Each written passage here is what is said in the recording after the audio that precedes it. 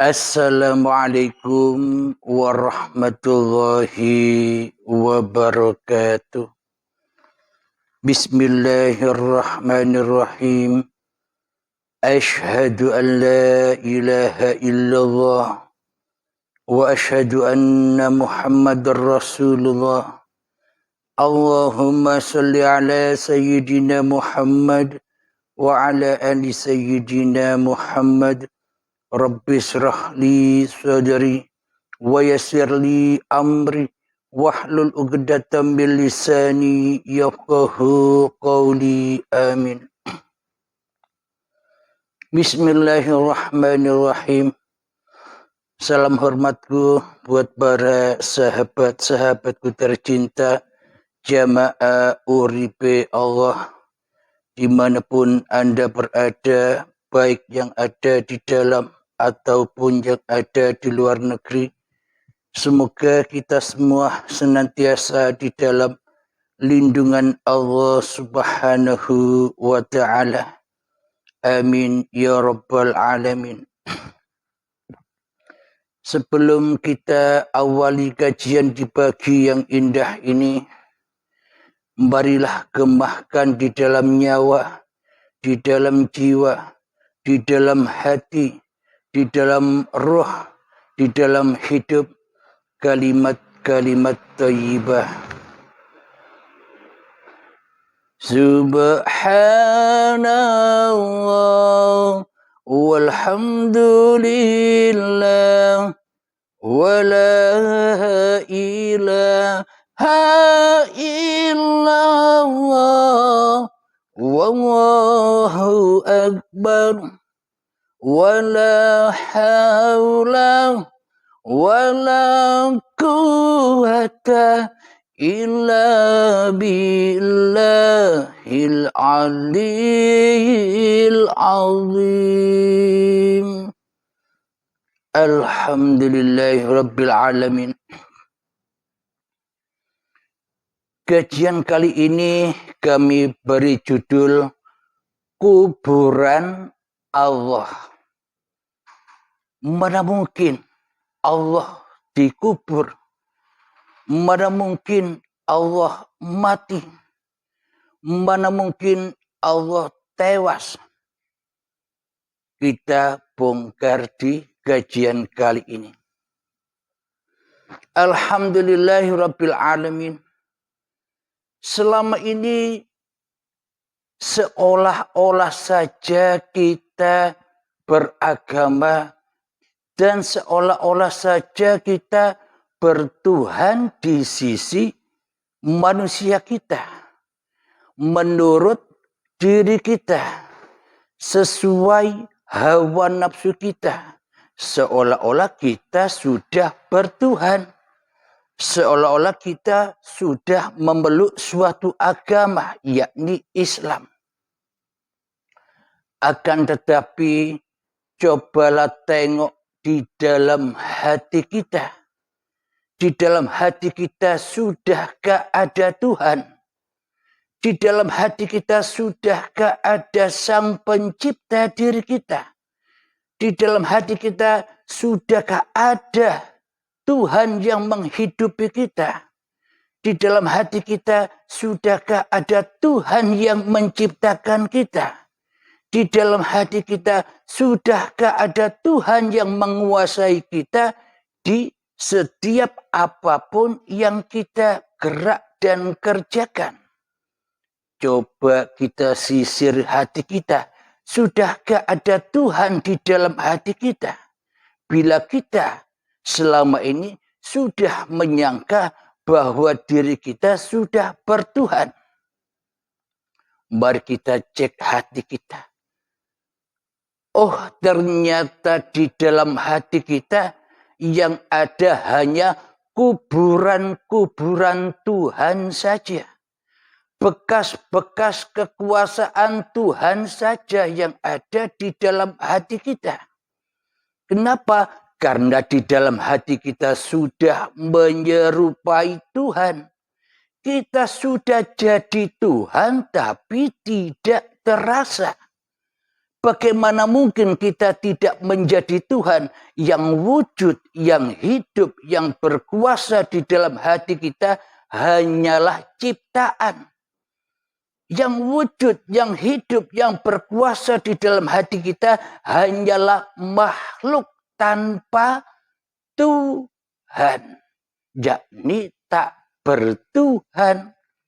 Kenapa? Karena diri kita sendirilah yang selama ini telah ngaku jadi Tuhan tanpa pernah kita sadari di dalam kehidupan ini. Jadi seolah-olah saja bertuhan, jadi seolah-olah saja beragama, jadi seolah-olah saja sholat, jadi seolah-olah saja ibadah, jadi seolah-olah saja berbuat baik. Tapi semuanya itu di dalam serba tipuan hawa nafsu kita sendiri yang selama ini telah mensekutukan Tuhan yang menciptakan diri kita di hati kita. Itulah fenomena yang selama ini belum kita ketahui. Karena harta-harta iman kita sudah terpendam jauh di dalam lubuk hati kita. Marilah kita gali lagi. Marilah kita cari lagi harta-harta yang terpendam yang selama ini belum kita dapatkan. Harta apa? Harta iman kepada Tuhan. Seperti dulu ketika kita belum ada di dunia ini. Selama ini kita hanya terfokus ketika kita sudah ada di dunia. Maka dari itu selama ini kita tak bertuhan. Tuhan dikubur di dalam kuasa manusia kita. Tuhan dikubur di dalam kehendak manusia kita. Tuhan dikubur di dalam ilmu-ilmu yang kita akui sebagai ilmu kita. Tuhan kita kubur di dalam hidup yang kita akui sebagai hidup kita. Tuhan telah kita kubur di dalam penglihatan-penglihatan yang selama ini kita akui sebagai penglihatan kita. Tuhan telah kita kubur di dalam pendengaran-pendengaran yang selama ini kita akui sebagai pendengaran diri manusia kita. Tuhan telah kita kubur di dalam kalam-kalam perkataan-perkataan kita di dalam kekuasaan hawa nafsu kita sendiri. Itulah bukti yang sangat nyata selama ini selama ini Tuhan telah kita kubur dalam-dalam di dalam lubuk hati kita sendiri selama ini. Alhamdulillahirabbil alamin. Semoga dengan paparan-paparan di uripe Allah ini, semoga kita, terkhususnya saya, akan menyadari atas kelalaian, kezaliman kita sendiri selama ini. Alhamdulillahirabbil alamin. Jadi apa maknanya kuburan Tuhan yang selama ini kita kubur di dalam hawa nafsu kita, yang mana kekuasaan Tuhan, kewujudan Tuhan, kehidupan Tuhan tidak nampak lagi bagi kita selama ini. Kenapa?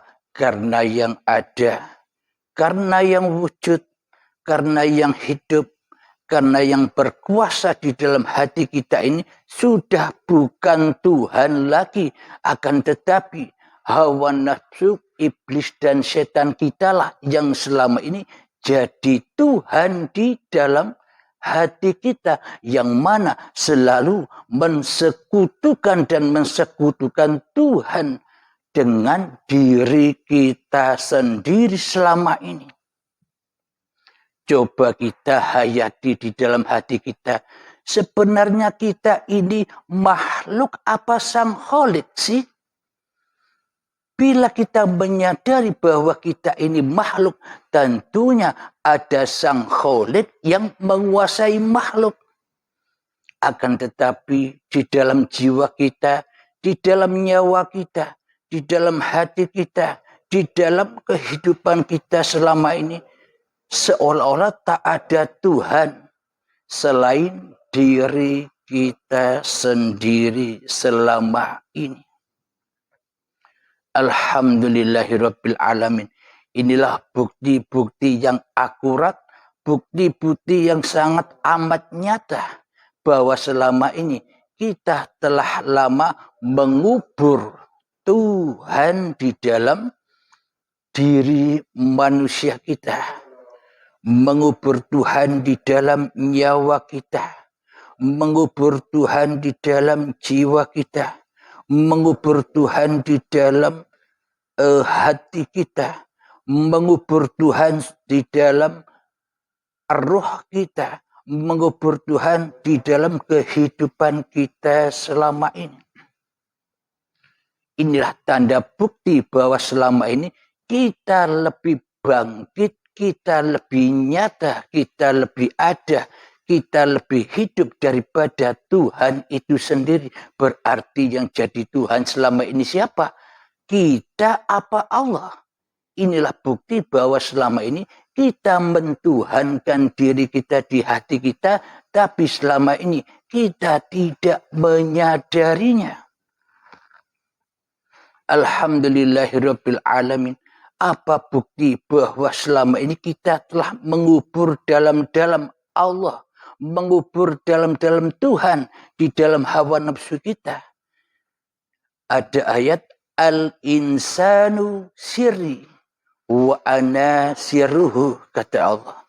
Jadi manusia itu adalah sebuah rahasia dan akulah, kata Allah, yang merahasiai manusia itu sendiri. Akan tetapi rahasia yang terrahasia selama ini terpendam di setiap hati manusia. Kenapa? Karena manusianya sudah menjadi Tuhan sendiri di dalam hatinya. Tanpa ada Tuhan yang mentuhani manusia, hawa nafsu mengambil alih kekuasaan Tuhan menjadi kekuasaan diri manusianya di hatinya. Alhamdulillahirabbil alamin. Inilah tanda bukti bahwa kita selama ini belum memeluk suatu agama, apalagi bertuhan. Karena di dalam hati kita tak ada Tuhan, bagaimana mungkin kita dikatakan bertuhan? Bertuhan dan beragama kita selama ini hanyalah babakan syariat saja, hanyalah babakan ragawi saja, hanyalah babakan badan-badaniah saja, laku-lakunya badan. Akan tetapi jiwa kita, nyawa kita, hati kita, roh kita, hidup kita selama ini tak pernah bertuhan kecuali mentuhankan diri kita sendiri di hati kita. Jadi beragama dan bertuhan itu bukan babakan raga, bukan babakan syariat, bukan babakan badan. Akan tetapi Allah hanya memandang gumpalan di dalam hatimu. Bila di dalam hatimu kotor, yakni tiadanya Tuhan bagimu di hatimu, yang ada hanyalah dirimu, maka seluruh amalmu pun juga kotor. Apapun yang kau lakukan, sholatmu kotor, ibadahmu kotor, semua apa yang kau aktivitaskan semuanya serba kotor di lembah dosa. Kenapa? Karena yang jadi Tuhan di dalam hatimu bukan sang pencipta dirimu. Akan tetapi yang mentuhani dirimu selama ini hanyalah dirimu sendiri di hatimu. Itulah tanda bukti bahwa kita selama ini jauh dari agama. Bahkan lebih jauh dari bertuhan yang kita sangka-sangka selama ini kita telah bertuhan. Tetapi kenyataannya di dalam hati kita tak ada Tuhan kecuali diri kita sendiri yang merasa berkuasa atas kehidupan dan badan ini. Maka seluruh aktivitas kita tuhani sendiri selama ini. Solat kita tuhani sebagai solat kita. Ibadah telah kita tuhani sebagai ibadah kita. Daya upaya dan kekuatan telah kita tuhani sebagai daya upaya dan kekuatan kita. Aktivitas sehari-hari, kerjaan kita, semuanya telah kita tuhani masing-masing di dalam diri kita sebagai kekuasaan hak milik manusia kita. Itulah tanda bukti bahwa kita selama ini masih tak bertuhan. Apa bedanya kita dengan Fir'aun selama ini? Yang ada di dalam hati Fir'aun hanyalah Fir'aunnya sendiri sebagai Tuhan yang mentuhani semua apapun yang Fir'aun lakukan. Jadi bagaimana yang dikatakan bertuhan itu? Yang dikatakan bertuhan itu seperti apa yang diabadikan di dalam Al-Quran ketika Nabi Muhammad dibilangin oleh Allah, Muhammad, bukan kamu yang lempar itu. Muhammad, bukan kamu yang memanah itu. Tapi akulah yang melempar dan yang memanah itu. Berarti di dalam hati Kanjeng Nabi Muhammad itu yang ada Allah apa Muhammadnya. Bila Muhammadnya tak bisa apa-apa, melempar saja tak bisa. Bila Muhammadnya tak bisa apa-apa, memanah saja tak bisa. Berarti pekerjaan melempar, memanah itu pekerjaan siapa? Itulah yang dimaksud bertuhan. Tak ada Muhammadnya di dalam hati Kanjeng Nabi Muhammad kecuali Allah. Itulah agama. La ilaha illallah. Ketika di dalam hatimu sudah tak ada dirimu lagi, yang ada hanya pencipta dirimu sebagai penguasa dirimu, itulah yang disebut beragama dan bertuhan. Innad dina indallahil Islam. Sesungguhnya agama di sisi Allah itu ketika hatimu selamat menuju Tuhanmu yang telah menciptakan kamu. Akan tetapi selama ini hati kita selalu ke lembah neraka. Hati kita selalu ke lembah dosa. Kepada siapa kita berpulang di dalam setiap aktivitas yang kita lakukan? Kepada siapa kita berpulang di dalam kehidupan ini? Selama ini kita berpulang hanya kepada iblis dan setan yang merasa lebih wujud daripada wujud Tuhannya. Jadi selama ini kita menyangka, merasa kitalah yang lebih wujud daripada Tuhan. Tuhannya goib, Tuhannya tiada, Tuhannya mati, Tuhannya tak punya kuasa. Itulah bukti yang nyata selama ini bahwa kita selama ini mengubur Tuhan di hati kita. Mengubur kekuasaan Tuhan di hati kita. Mengubur kewujudan Tuhan di hati kita. Itulah bukti-bukti yang sangat amat nyata bahwa kita selama ini masih tersesat pulang kepada Sang Pencipta. Tapi kita selama ini mengharap-harap mati dengan husnul khotimah. Sementara hati kita masih kafir. Apakah mungkin kita mati husnul khotimah sementara di hati kita tak ada Tuhannya kecuali diri kita sendiri?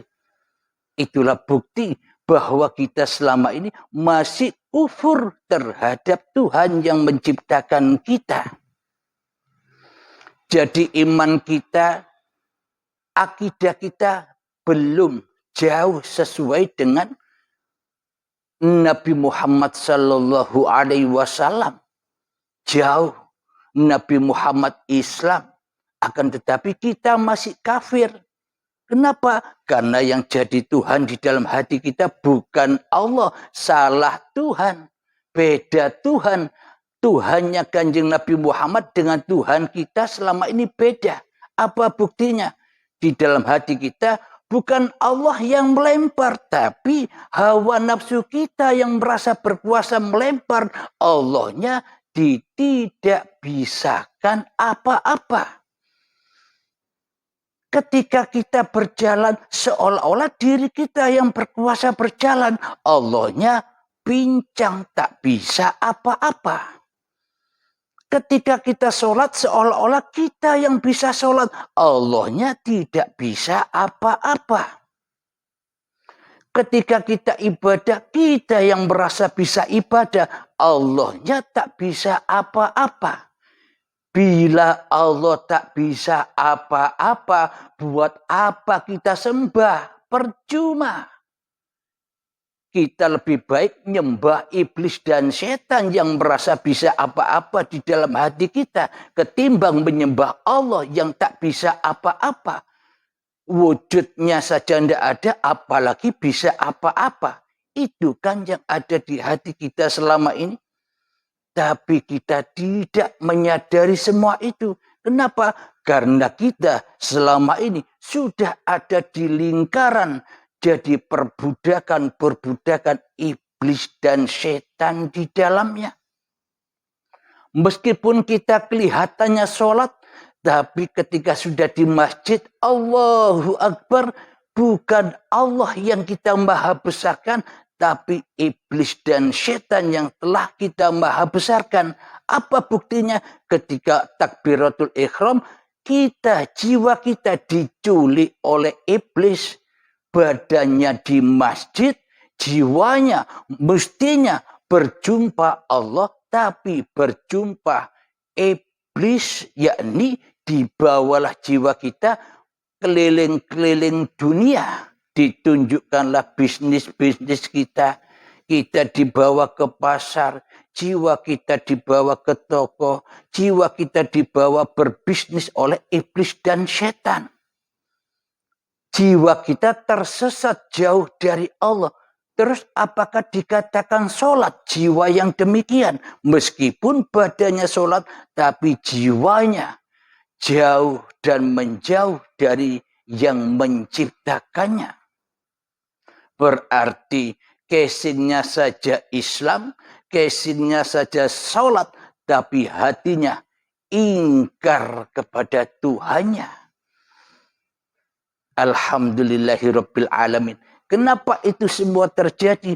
Karena kita belum masuk agama Islam secara hati. Jadi hati kita gampang diombang-ambingkan, gampang disesat-sesatkan oleh iblis dan setan. Yang mana iblis dan setan sudah berjanji akan menyesatkan anak cucunya Adam.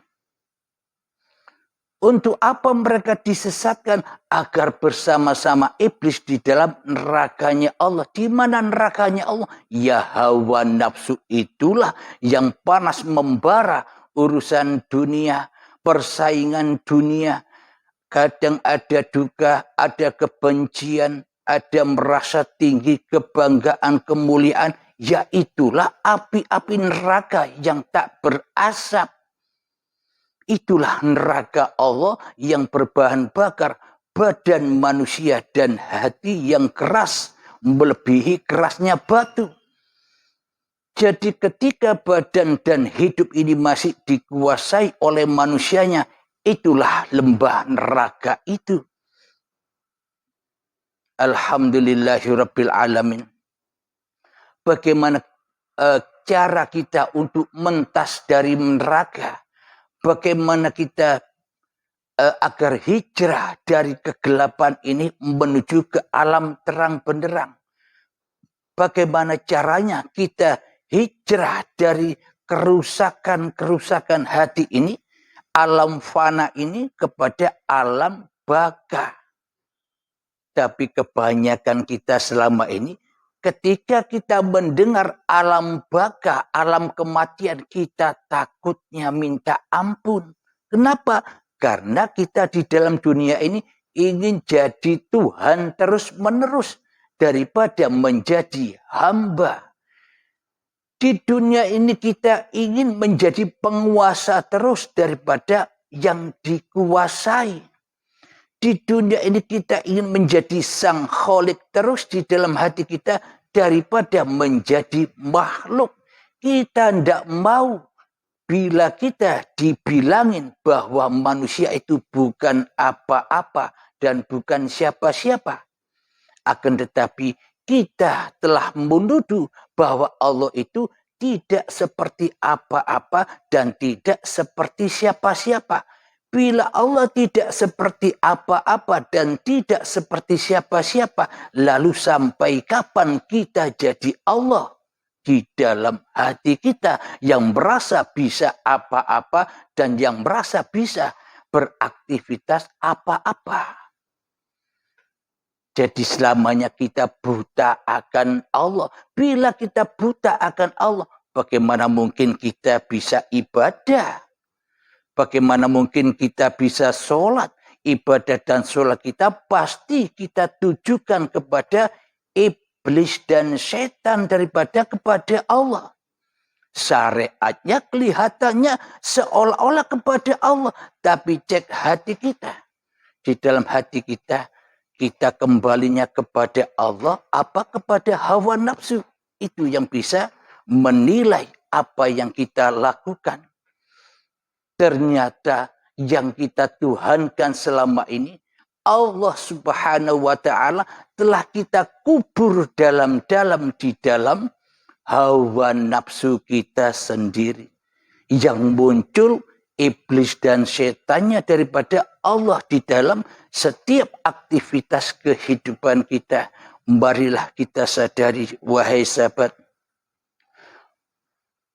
Marilah kita berlatih 3 menit saja.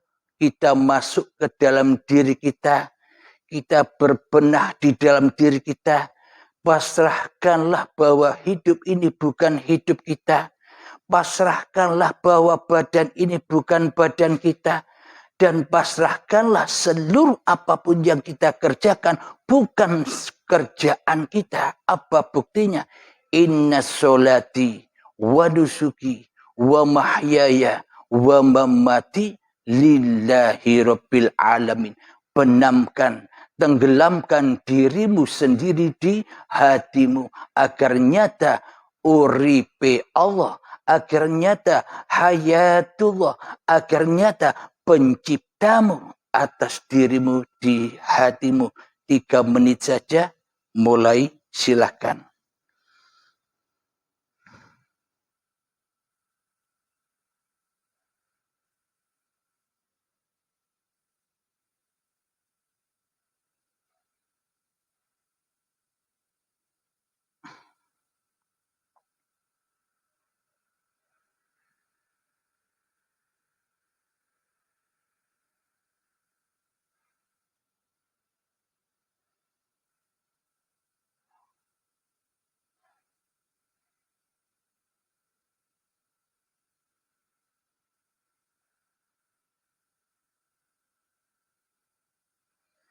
Alhamdulillahirabbil alamin. Jadi latihan demi latihan inilah yang akan menunjukkan syahadat itu, yakni Allah menyaksikan zatnya sendiri daripada kita yang menyaksikan diri kita sendiri. Sejatinya tanpa hidup, sejatinya tanpa uripe Allah, kita takkan pernah diciptakan di dunia ini. Dan kita takkan pernah bisa apa-apa. Dan kita pun takkan pernah bisa menjadi siapa-siapa tanpa hidup, tanpa uripe Allah. Jadi kembalikan semua hak-hak Allah kepada Allah. Inilah yang dimaksud pemegang amanah. Jadi amanah hidup, amanah badan, amanah seluruh apa yang kita kerjakan. kita amanahkan semua kepada yang menciptakan diri kita. Jadi itulah yang dimaksud innamal a'malu binniyah. Di dalam seluruh niat pasti ada jalan pulang kembali kepada lillahi ta'ala. Itulah yang dimaksud niat. Agar apa? Agar kita tidak menjadi Tuhan di dalam hati kita. Alhamdulillahirrabbilalamin. Semoga saya dan semoga kita semua akan menyadari apa yang telah kita lakukan selama ini. Kezaliman kita, dosa-dosa kita terhadap Tuhan yang menciptakan diri kita. Semoga saya dan kita semua bisa diampuni oleh Allah Subhanahu wa taala sebelum ajal kita datang. Jadi berlomba-lombalah dengan ajal. Jangan sampai kedahuluan ajal kita baru mengenal Allah. Jadi matilah dirimu sebelum matimu. Kenalilah Tuhanmu. Kembalilah kepada Tuhanmu sebelum masa syakaratul maut, penjemputan, paksa dan azab yang pedih akan datang terhadap kita. Jadi husnul khotimah sudah kita pegang. Nanti ketika ajal menjemput, kita tinggal enjoy saja. Kembali kepada Allah. Kenapa? Karena kita selama ini sudah sering pulang kepada Allah. Di dalam sholat kita pulang. Di dalam ibadah kita pulang. Di dalam duduk kita pulang. Di dalam berdiri kita pulang. Di dalam mandi kita pulang. Di dalam makan kita pulang. Di dalam minum kita pulang. Dan di dalam seluruh aktivitas kita selalu pulang kepada lillahi ta'ala. Karena manusia bukan apa-apa dan bukan siapa-siapa. Allah lah yang menguasai apa-apa dan siapa-siapa. Itulah cara pulang kembali kepada Allah. Jangan pulang kepada iblis dan setan lagi yang selalu membelenggu hati kita selama ini. Sebelum kita akhiri, marilah kita gemahkan sholawat zalimin daf'ul bala agar hati kita terhindar dari zalimnya hati kita kepada diri kita sendiri. Allahumma salli ala Sayyidina Muhammad wa ashghili zalimin bizalimin.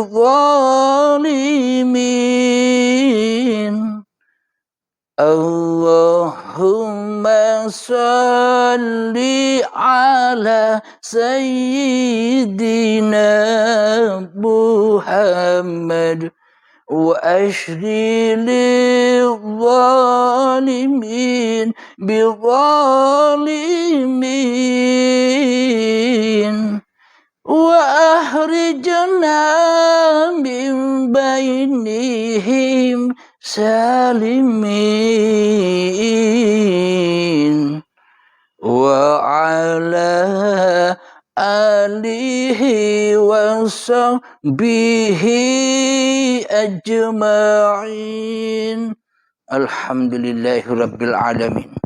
Allahumma ya qadiyal hajat, Allahumma ya mujibad da'awat, Allahumma ya rafi'ad darajat, Allahumma ya muhillal muskilat, Allahumma ya syafiyal amrat, Allahumma ya kafiyal muhimmat, Allahumma ya dafi'al baliyat, Allahumma akhtim lana bil iman, Allahumma akhtim lana bil islam, bijahi sayyidil mursalin rabbana atina fid dunya hasanah wa fil akhirati hasanah wa qina adzaban nar. Wa sallallahu ala sayyidina Muhammad wa ala alihi wa sahbihi wasallam walhamdulillahi rabbil alamin.